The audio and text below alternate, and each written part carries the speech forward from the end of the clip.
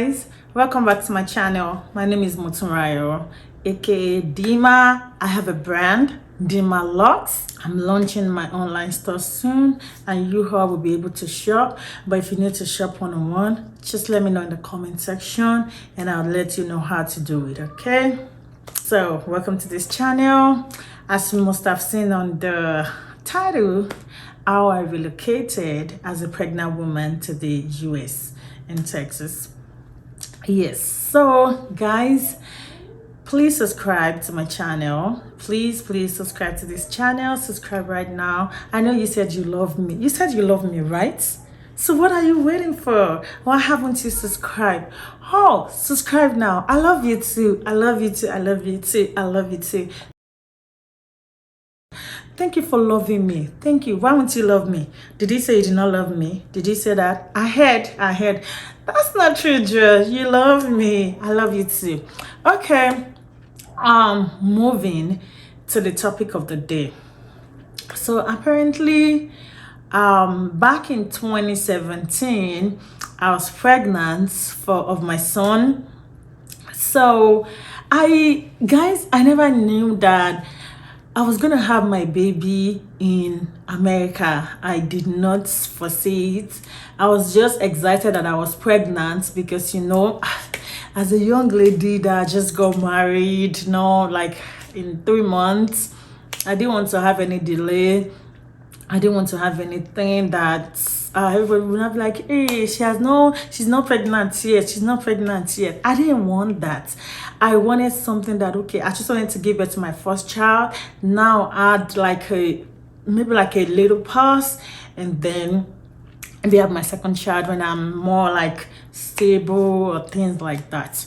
So, and I was pregnant, I was so excited. I went for the test. I did everything. It was a good one. So, okay, moving on. So there was one night that I slept, guys, and I just noticed that I dreamt that I was being, like my baby was delivered by a white person, like white, like, and maybe like Oyibo, that actually did my delivery. So when I wake up the next morning, I spoke to my husband about it. I'm like, oh, so it looks like you're joking. You're pregnant and you're just gonna give birth, and something that we didn't even plan before I got pregnant or anything, you know, things like that. I didn't even think about it at all. I was just like, okay, that's it. If it's not gonna work, it's not gonna work. It was just a dream that I thought I should share with you. And moving forward, one of his friends in Australia now called him. I said, Baba, what are you doing in Nigeria? Come here. It was like, there's nothing in Nigeria, Joe. You know, we're doing fine. We're not a politician. It's just a lecturer. So when he told me about it, I'm like, oh, ask your friend very well about it. That do you think that if was like, no, I don't think it's going to be that fast. This baby, maybe your second baby is what you dreamt about. It's not this first child. It's not this baby that is inside you that you're dreaming about. Okay, I forgot about it now. So he asked his friend, and his friend said, oh, it's a process, blah blah blah. Okay, I left it. So another time I dreamt again about this thing again, like, you know, being in the midst of white people, doing like a baby shower there, you know. I didn't even know. So I told him about it again. So it was not like, okay. And apparently, yeah, before I tried UK denied me. So just because of that, I didn't try again. I can't remember the year I tried UK, but I tried UK. They were like, okay. So I told my husband about it, that okay, let's try and call this guy. Let's see if he has an option for us. To be sure that although he fucked up when I did the UK thing, it was all his fault, but okay, that moving forward. So after that, we called him. When we called him, he told us that he was going to be around, so that we can come see him. So after we went to see him, I think about 2 weeks or so, we went to see him. So he discussed, he said, okay, I'm going to start looking for you guys to see what options that you guys have to travel, blah blah blah. Took my passport was expired as at that time, so I went back to renew my passport. So I think my husband has a passport as at that time as well. So after that, he went to Lagos. So the man introduced us to a lady in one lady that does passports, that does visa rather, to America. Not America per se. We didn't know the option of what we wanted to face when we went there. We just said, okay, let's go. So we went there. When it now came back, it was now like this lady said, oh, US, America, that you can go give birth. I'm like, oh, can go give birth. I'm like, oh, this is what God is telling me about though. And it was not like, oh, it doesn't even think that this is my serious at all, blah blah blah. The morning the lady was calling. So after that, it was not like, okay, it will allow me to go give birth, start the whole process. He paid, I think he paid 200,000 naira as at that time in 2017. He paid 200,000 naira to the woman that was going to help us do the process. And the woman said after the visa that we would, then we would balance. I didn't tell anybody about it. Apparently, decided to keep it to myself.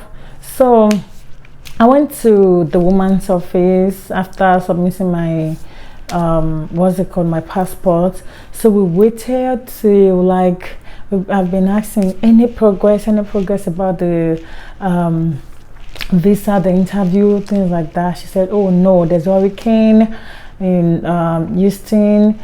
Okay, they've not gotten back to her. You know, I got pregnant in, I think, around March. January, February, March. Yes, March, because my due date was for November ending. So she didn't reach out to me until September. So in between, and I think I was 7 months, March, January, February, March, April, May, June, July, August, September. That's 6 months. I was 6 months gone without buying any baby stuff, without any, we don't even know what to do. Like I'm like, okay, at this point it looks like all hope was gone, because I can't be 3 months to 3 or 2 months to giving birth, and I won't even have anything for the baby, you know, things like that. So I'm like, okay, at this point I don't think this is going to work. So but September, she reached out to me. I didn't tell anybody even before she reached out to me. A lot of people were saying that, oh, Dima, go get baby stuff. You didn't even buy anything in baby shower, plan baby shower for me, all these things. I'm just like, I'll plan it when the time is right. I don't think the time is right yet. So once the time is right, I'll start planning all those things. I'll buy my stuff. A lot of people were already showing me where to buy baby stuff, you know, things like that. But you know, like, we have one mind now saying that, oh, well, maybe we're not going to have the baby here if everything goes well. Okay, so, and that's my hope. But since I didn't really see anything, I'm like, okay, that September I was like, okay, I think I'm ready. Baby stuff, I've gone there, but I didn't shop because my husband did not give me the money at that time. Was like, okay, we have a plan, so we can't do anything until we hear that, okay, this plan is not working out. I'm like, are we going to stay forever? This plan looks like it's not working out. Okay, you started this, why isn't this plan is not working out? You made me pay 200,000 and you're saying it's not working. So you have to be very patient for the process to go through first before any decision. Okay, so I'm like, okay, if that's the case, then I'll just wait. So I waited until that September. So the September, when she now said, oh, so September, there was now like a little bit progress. Almost ending of September, there was a little bit progress. She told me that the hospital got back to her, so they invited me to, they sent me invite, you know, things like that. So that's okay, we were checking for dates that she's gonna reach out to me. So when the date now finally came, she told me, oh, I got a date for you for the interview, blah blah. Faithful money, guys. I went, my appointment was like 6, so I went there, and you know how we're going to line up and how we lined up, and you know, the next person stay at the empty space like where the food is. It was really an organized environment. So there's this guy, this white guy just opened a new line. There was a guy in front of me that I thought the person was going to go to another line, and me, I'm going to stand here, you know, things like that. That was what I was emphasizing. So I'm just like, even people that are already on the line, I'm already praying that, ah, God, it's the person that is simple that you give to me, oh, I don't know what to say, oh, I don't know what to say, oh, God, help me, oh, help me, oh, you know. I was so nervous, and anxiety took all over me that very day. Like, I was very, very nervous. So like I said, this white guy just opened the floor, and it was a guy in front of me, I was at the back. So just the security just picked the two of us. You go there.